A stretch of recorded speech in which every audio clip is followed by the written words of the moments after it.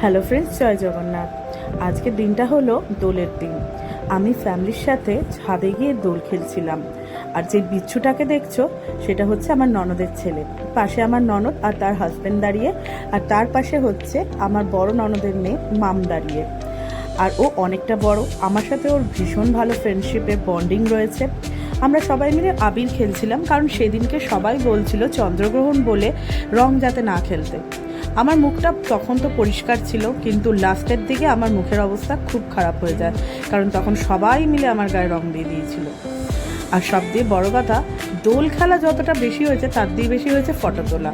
Photo তোলার আবেগটা ছিল সবার চেয়ে বেশি।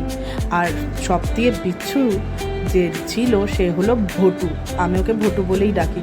ও আসতে পারে না, কারণ টলিগঞ্জে থাকে, খুব দূরে থাকে বলেও এখানে আসাটা ওর পসিবল হয়ে ওঠে না। আমার বাড়ি বাগুইহাটি, তাই ও ঠিক করে আসতে পারে না।